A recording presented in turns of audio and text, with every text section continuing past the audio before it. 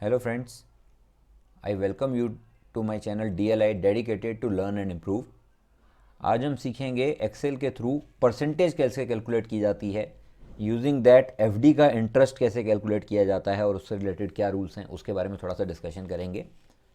Basic calculation कैसे करते हैं एक्सेल में, बेसिक फॉर्मूले कैसे लगाते हैं मैंने अपने प्रीवियस वीडियो में बताया हुआ है। बेसिक फॉर्मेटिंग कैसे करते हैं वो भी मैंने उसमें बताया हुआ है, तो इफ़ यू नीड आप उस वीडियो को भी चेक कर सकते हैं एक बार। तो यहाँ मैंने कुछ डेटा ऑलरेडी टाइप कर रखा है टाइम सेव करने के लिए। तो लेट से एक मैं स्टूडेंट हूँ और ये मेरे सब्जेक्ट वाइज स्कोर हैं। टोटल मैं यहाँ पर चेंज कर देता हूँ। टोटल के लिए मैंने लास्ट वीडियो में बताया था, आप यहाँ पे सम का फॉर्मूला लगा सकते हैं और आप यहाँ क्लिक करेंगे तो आपको यहाँ दिख भी जाएगा फॉर्मूला क्या लगा हुआ है, इक्वल टू सम B2 से लेकर B6। इसको मैं बोल्ड कर देता हूँ। मार्क्स ऑब्टेन्ड मैं लिख देता हूँ लेट से 20। आप देख सकते हैं यहाँ पर इसने डेट फॉर्मेट में ले दिया है। क्यों? क्योंकि यहाँ पर जो इनपुट वैल्यू है वो एज अ डेट सेलेक्ट हो रखी होगी। मैं इस पर राइट क्लिक करता हूँ, फॉर्मेट सेल में जाता हूँ और देख सकते हैं यहाँ पे कि जो भी इसमें एंट्री होगी, एक्सेल को ये कह दिया गया है इस फॉर्मेटिंग से कि जो भी यहाँ पे मैं एंट्री करूँ उसको एज ए डेट शो करना। मैं अब इसको एज नंबर शो करने के लिए कह देता हूँ और ओके कर देता हूँ। और डेसिमल जो है वो मैं यहाँ से हटा देता हूँ और इसको सेंटर अलाइन कर लेता हूँ for the sake of aesthetics. तो लेट से स्कोर है मेरा 80 इसमें, 75 इसमें, 84 इसमें, 68 इसमें एंड 54 इसमें। अब टोटल अगर मुझे यहाँ पर करना है तो एक तो तरीका मैंने बताया था कि आप सब यहाँ पर सम कर सकते हो सेलेक्ट करने के बाद। दूसरा क्या है, यहाँ पे फॉर्मूला ऑलरेडी लगा है सम B2 से लेके B6 तक। तो मैं इसको कॉपी करता हूँ और इसी को यहाँ पेस्ट कर देता हूँ। तो एक्सेल जब पेस्ट करेगा तो ये वैल्यू पेस्ट नहीं करेगा क्योंकि यहाँ पे वैल्यू नहीं लिखी हुई। अगर मैं क्लिक करता हूँ तो ऊपर मुझे दिख रहा है यहाँ वैल्यू नहीं है, यहाँ फॉर्मूला लगा हुआ है कि ऊपर की 5 सेल्स का सम यहाँ पर कर देना है। तो जब मैं इसको कॉपी करके यहाँ पेस्ट करता हूँ तो एक्सेल को समझ आ जाता है कि यहाँ से ऊपर की जो 5 सेल है उनका भी टोटल कर देना है, इसलिए यहाँ पे उसने अपने आप फॉर्मूला लगा दिया 361। अब परसेंटेज कैसे निकलती है, जितने मेरे मार्क्स आए अपॉन टोटल मार्क्स इनटू 100। सारे फॉर्मूले इक्वल टू से स्टार्ट होते हैं एक्सेल में, तो equal to 361 into 100 divided by this total marks 500। Again ये डेट फॉर्मेट में हो रखा है, मुझे इसको अंडू करना पड़ेगा। तो मैं क्या करता हूँ, ये फॉर्मेट यहाँ पे कॉपी करके पेस्ट कर लेता हूँ क्योंकि यहाँ मैंने नंबर फॉर्मेट ऑलरेडी सेट कर दिया था, तो यहाँ भी सेम हो जाएगा। तो यू कैन सी कि मेरे जो मार्क्स हैं उनकी परसेंटेज 72 है। अब ये एग्जैक्ट राउंड ऑफ नहीं है, तो मैं क्या करता हूँ डेसिमल पॉइंट देखने के लिए इस तरह से कर लेता हूँ। तो स्कोर है 72.20%। तो इस तरह से परसेंटेज हम कैलकुलेट कर सकते हैं। तो जैसा कि मैंने अपने प्रीवियस वीडियो में कहा था कि अगर हमें मैथमेटिकली कोई चीज़ करनी आती है पेन एंड पेपर मोड में तो एक्सेल उसी काम को आसानी से कर देता है, हमारा टाइम काफ़ी सेव कर देता है। थोड़ा सा और एग्जांपल्स देखते हैं। इस शीट में मैंने कुछ फील्ड्स बेसिक डाल रखे हैं। मैं एक काम करता हूँ, थोड़ी सी इसकी फॉर्मेटिंग कर लेता हूँ।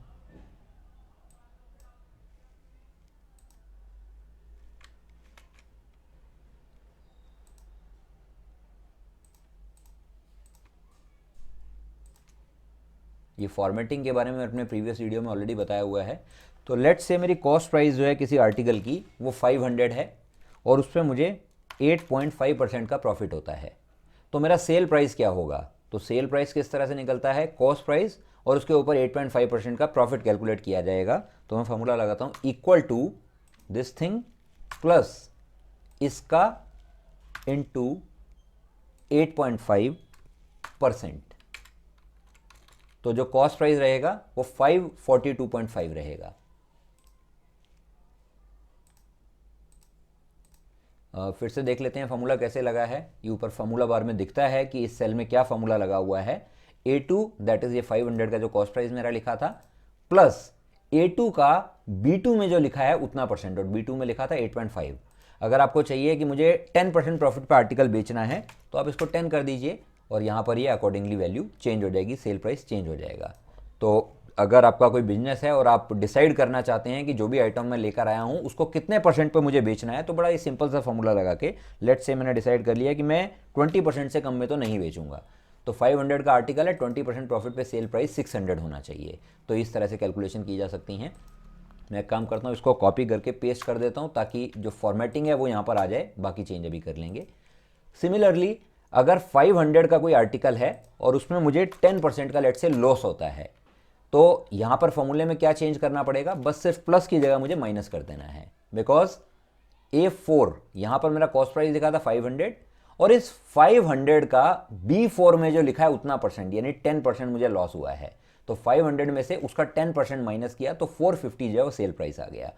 सिमिलरली अगर कोई मुझे डिस्काउंट दे रहा है कि मैं लेट से अमेजोन पे कोई आइटम परचेज कर रहा हूँ जो 500 की है और मेरे क्रेडिट कार्ड पे मुझे 10% का डिस्काउंट मिल रहा है या मान लीजिए 8% का डिस्काउंट मिल रहा है, तो इस तरह वैल्यू कैलकुलेट कर सकते हैं। अभी तो मैंने क्योंकि ऊपर से कॉपी पेस्ट किया था तो इसने प्रॉफिट वाला फॉर्मूला जोड़ा हुआ है। लॉस का जो फॉर्मूला है सेम तरीके से डिस्काउंट का भी फॉर्मूला लगेगा। दैट इज इसमें से 500 में से 500 का 8% ही मुझे माइनस करना है, तो मैं यही 450 को कॉपी करके यहाँ पेस्ट कर देता हूँ। दैट इज मैं एक्सेल को ये कह रहा हूँ कि जो फॉर्मूला यहाँ लगा है वही फॉर्मूला आप यहाँ पर पेस्ट कर दो, तो देखिए मेरी कॉस्ट निकल कर आ गई। अब इसकी हेल्प से हम देख सकते हैं कि एफडी में इंटरेस्ट रेट कैसे कैलकुलेट होता है। यहाँ मैंने रेफरेंस के लिए कुछ अमाउंट ऑलरेडी भरकर रखे हुए हैं। मान लीजिए मैंने एफडी की ₹2 लाख अमाउंट की। ये रुपी सिंबल कैसे आता है, आप किसी भी फिगर में राइट क्लिक करते हैं, फॉर्मेट सेल, और यहाँ पर जो वैल्यू है मैं उसको बताता हूँ कि ये वैल्यू करेंसी है, तो इसको एज ए करेंसी आप शो करो। और सिंबल क्या होना चाहिए, इंडियन रुपी मैंने सेलेक्ट कर लिया, डॉलर जो भी आपको ठीक लगता है आप चाहें तो सेलेक्ट कर सकते हैं, और इसको मैं ओके कर देता हूँ। तो देखिए यहाँ भी रुपीज़ में आ गया। डेसिमल में यहाँ से बढ़ा घटा सकता हूँ। फिलहाल के लिए मैं इसको कॉपी करके यहाँ पेस्ट कर देता हूँ। देन आई विल एक्सप्लेन कि मैंने यहाँ पर ये क्या कैलकुलेशंस की हुई हैं। तो लेट से मैं एक बैंक में एफडी कर रहा हूँ और उस एफडी का अमाउंट है वो 2 लाख है। एफडी स्टार्ट मैंने की है 20 दिसंबर 2025 को और 444 डेज़ की एफडी है। यहाँ मैं एक चीज़ आपको दिखा देता हूँ। एसबीआई काफ़ी बड़ा बैंक है तो इसलिए उसकी वेबसाइट से ही मैंने ये डेटा ले लिया है, आपको मैं दिखा रहा हूँ। अभी recently you would be aware RBI की मल्टी पॉलिसी कमेटी का आउटकम आया था और 0.25% इंटरेस्ट रेट में कटौती की गई है। तो वो कटौती करने के बाद वेबसाइट पे भी अपडेट हो गया है कि इंटरेस्ट रेट अब घट गए हैं।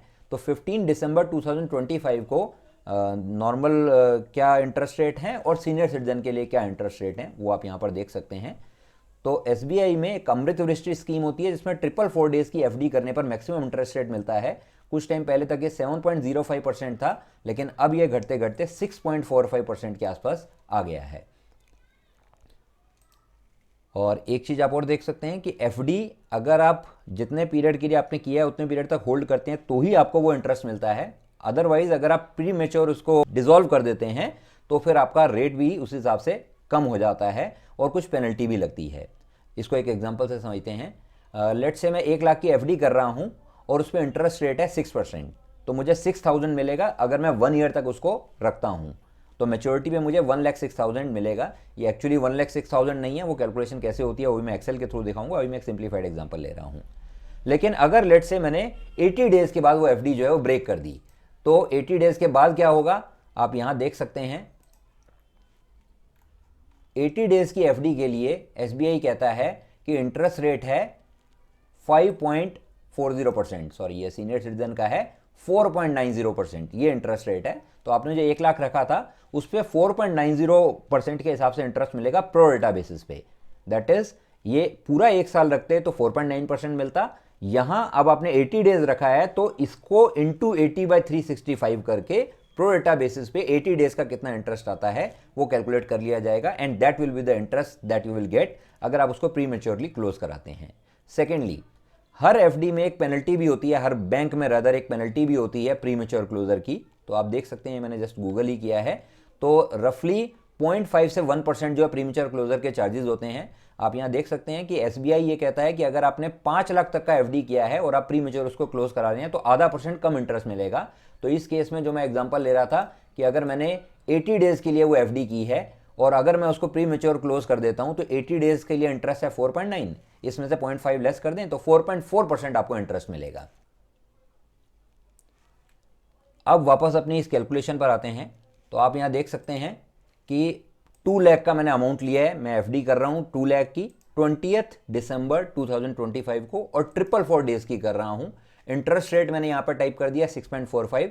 मैच्योरिटी डेट मैंने कैसे कैलकुलेट की है, मैंने फॉर्मूला लगाया equal to this thing C2 यानी ये डेट प्लस ये 444 डेज की मेरी एफडी है और मैंने एंटर कर दिया तो ये डेट कैलकुलेट हो गई।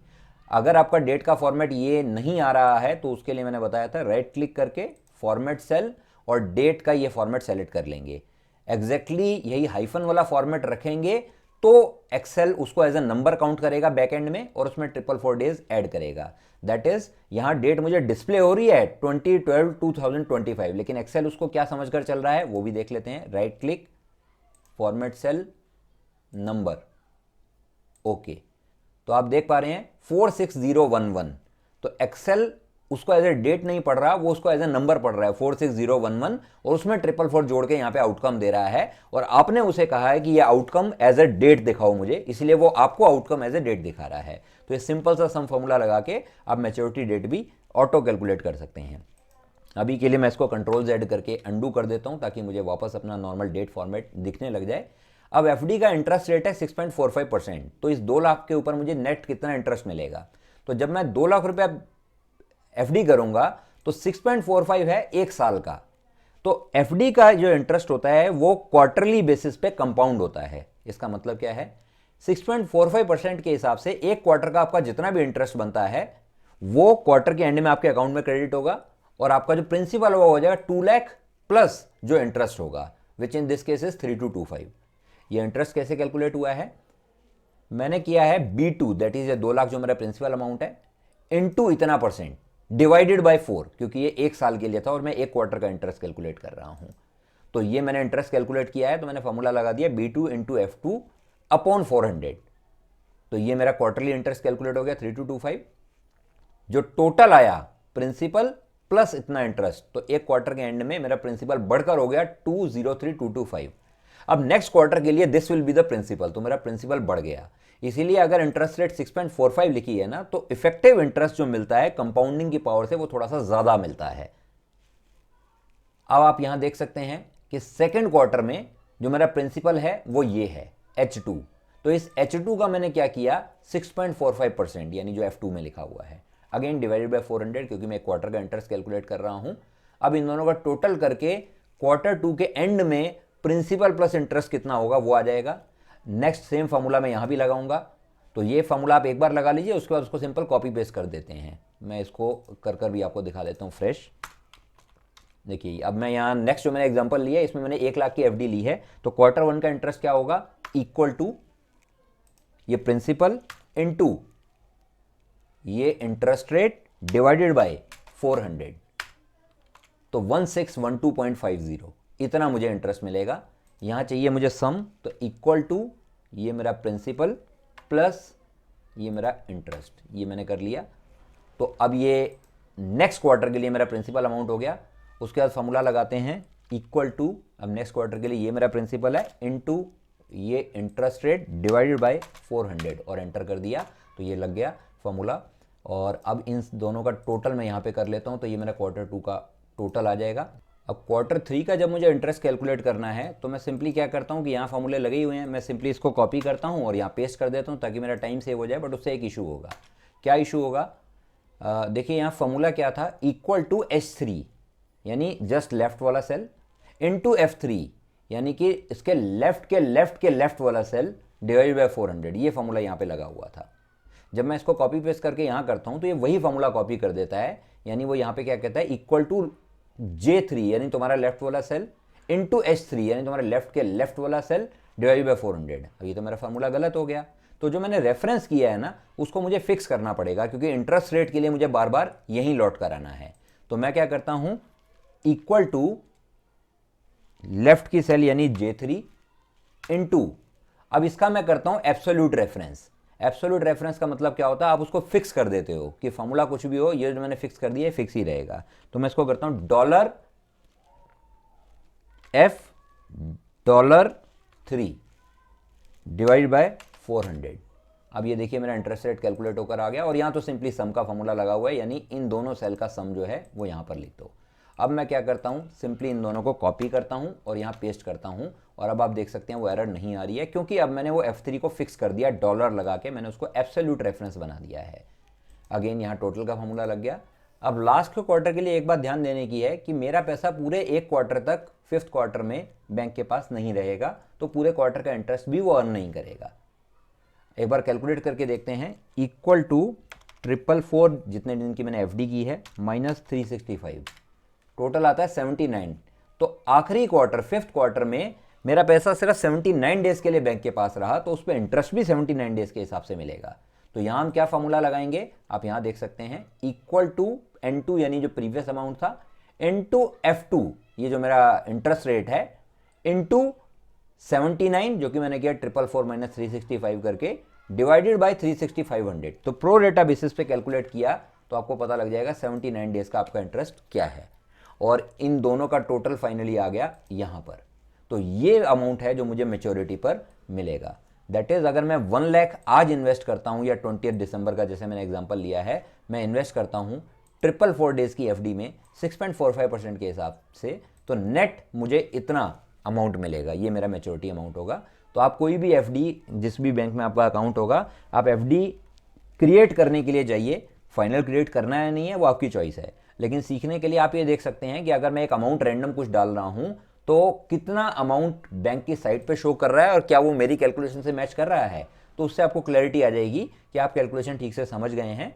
ये जो एफडीज का जो मैंने अमाउंट मेंशन किया है, तो लेट्स से यहाँ पे आपकी 2 एफडी हैं, उनका इस तरह से आपका इंटरेस्ट कैलकुलेट हुआ है, और यहाँ मैंने इनके सम का फॉर्मूला लगा लिया कि एक क्वार्टर में मुझे कितना इंटरेस्ट मिला, नेक्स्ट क्वार्टर में कितना इंटरेस्ट मिला। फॉर्मूला सिंपली मैंने क्या किया है, equal to sum of these two, बस ये मैंने यहाँ पे फॉर्मूला लगा दिया है। फॉर्मूला आप यहाँ देख पा रहे होंगे।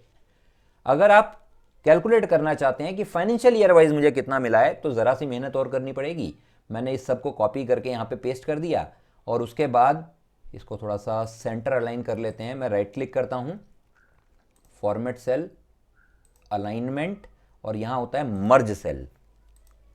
तो मैंने सेल्स मर्ज कर ली और इसमें मैं एक थिक बॉर्डर अप्लाई कर देता हूँ जस्ट फॉर ब्यूटिफिकेशन, और इसी फॉर्मेट को कॉपी करके यहाँ पेस्ट कर लेता हूँ, तो यहाँ मुझे अलग से फॉर्मेटिंग करने की ज़रूरत नहीं होगी।